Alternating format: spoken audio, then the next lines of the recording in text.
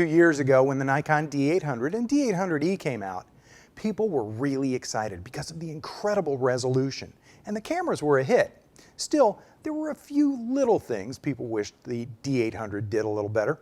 The new D810 may be an incremental update, but it gets rid of those little things that may have kept people from the D800.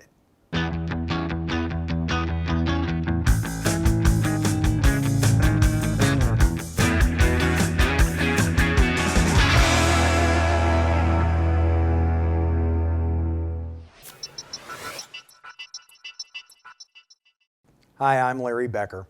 When the D800 and D800E came out a couple years ago, that 36.3 megapixel sensor changed the way pro photographers looked at high-resolution photography. Photographers were capturing images with a full-frame DSLR that had the detail and richness that you'd expect from a medium format camera. We just had to get used to a workflow that could accommodate those larger file sizes and buffer limitations. Another thing that we had to get used to was the fact that this camera was strictly intended for pros and enthusiasts, and it lacks some of those automated features and functions that help novices along. For example, there were and are no fully automatic shooting modes. One of the visible updates to the D810 is its expanded range of ISO sensitivities, and now the native low isn't 100. It's the lowest of any Nikon DSLR today at 64. That means you'll have a greater ability to shoot wide apertures or long shutter speeds with fast lenses in daylight. Additionally, the top end of the native ISO range is now one stop higher at 12,800. And so the expanded total range goes from a low of 32 to 51,200. So the sensor's light sensitivity is improved, but that's just the beginning.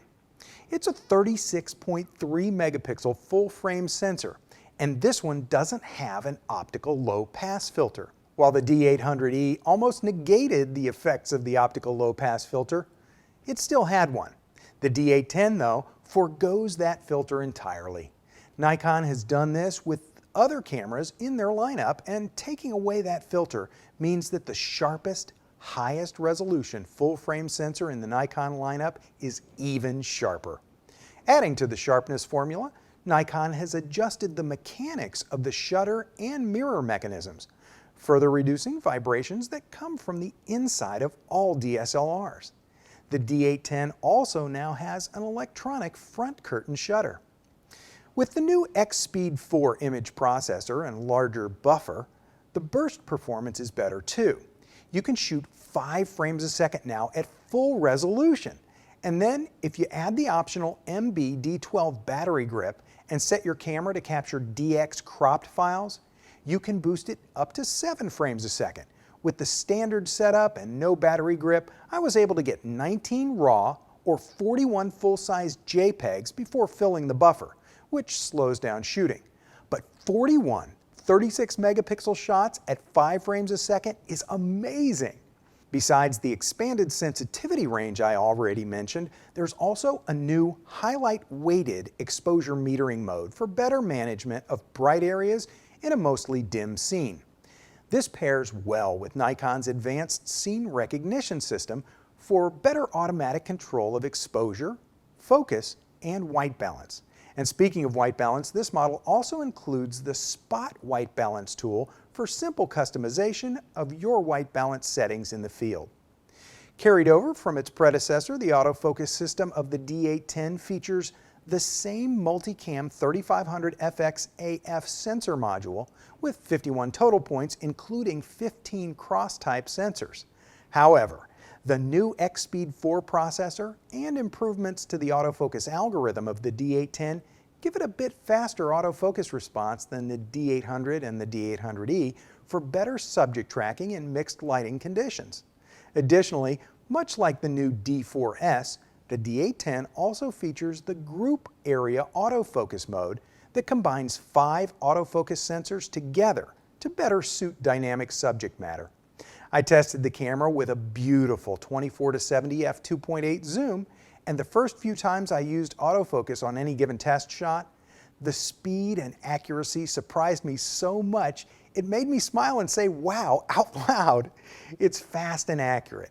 Granted, pro sports shooters are still going to go for the fastest burst rate and most sophisticated autofocus systems available, so they're going to be shooting with a D4S or a 1DX. But the D810 will certainly be a much better sports camera than the D800 ever was. Flipping through the spec sheet or Nikon's D810 press releases, you'll notice more new features than I could ever cover here, but I want to point out some that make the D810 appeal to a broader audience than the D800. The video is much better. One of the complaints had been that moire patterns and color aliasing or jaggies were a bit of a problem with the D800 and the D800E, but they've been noticeably reduced with the D810. You can shoot 1080p 60 HD video with the D810, and Nikon has added zebra highlighting to help you avoid blowing out your video scenes. And while it's not specifically a video feature, Nikon's new flat picture control profile will allow for better post-production color grading. Another cool feature for videographers is that you can put the camera in manual mode and lock the aperture and shutter speed, and then rely on auto ISO for necessary exposure adjustments. In-camera time-lapse movies are now possible too, with exposure smoothing capabilities for better output straight from the camera. Two other new video-specific updates are the power aperture control when recording to a memory card, as well as the ability to simultaneously record to an internal memory card and uncompressed video to an external recorder. Of course, there were already quite a few great video capabilities with the D800, which continue with the D810. Things like the recording in either FX or DX formats, the mic and the headphone jacks, the stepless aperture option for smooth exposure adjustment during filming, and the fact that you can adjust all of your exposure and audio settings during filming if you want.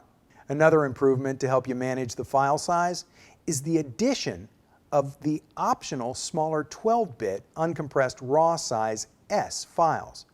And there are a couple of options for compressing your RAW image files, either lossy or lossless. The grip has changed slightly, but you probably won't be able to tell without the two cameras being side by side. However, there's an ergonomic change that you can see right away, and that's the addition of that I button, like with other new Nikon bodies, which gives you quicker access to on-screen settings.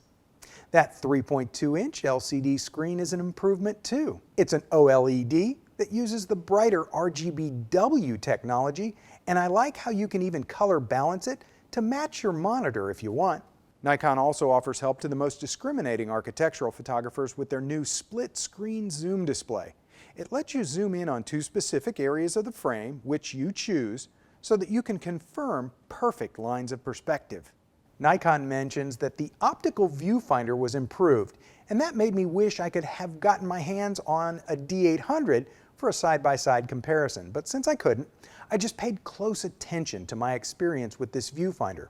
I even tried to get the sun in the frame of some of my shots to see if there was any glare in the viewfinder or maybe washed out areas, and there weren't any at all. Of course, this isn't something that you can see in a video review like this, but trust me, the view was always gorgeous, just like the final images I got from this camera.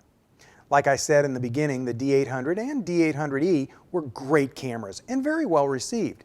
And while I've touched on most things throughout this review which were a part of that D800, if this family of high-resolution DSLRs is totally new to you, let me mention just a few more D810 features that were also why people love the D800 and D800E. That way you don't have to go back and look through YouTube to find my original D800 review. There are programmable shooting banks so that you can set up the camera however you like it and then save the settings into a memory bank for quick recall. The D800 and D810 are definitely pro rigs, but unlike some of the other high-end options, they have a pop-up flash, and that flash can be set to commander mode to control remote flashes as well. There are two memory card slots, and one is a compact flash while the other is SD. And Nikon is really good about how they let you program the memory card functions. You decide which is the primary card slot, and then you can decide if the second slot will be for overflow, simultaneous backup, or even RAW to one card and JPEG to the other. So everything that I liked about the D800 is just as good or better with the D810. And some of those little concerns like burst rate, buffer size, or managing large files are a thing of the past. If you were on the fence about the D800, then I bet the D810 is going to win you over. For B&H and Kelby One, I'm Larry Becker. Thanks for watching. Whether you're a hobbyist or a professional, B&H has the answers to your questions. Experience a world of technology at our New York City Superstore. Connect with us online or give us a call. Our staff of experts is happy to help. Scott Kelby here, and welcome to this quick tour of our online training. We have hundreds of online classes for you, covering everything from lighting to landscape photography. From portrait photography to sports, we have classes on wedding, automotive photography, shooting, food, fashion, travel, you name it. The most incredible part of this is the price. You get all of this for just $199 a year, or you can pay monthly for just $24.95. 24-hour a day, 7-day a week access from anywhere in the world. I invite you to join with us today and start learning right now.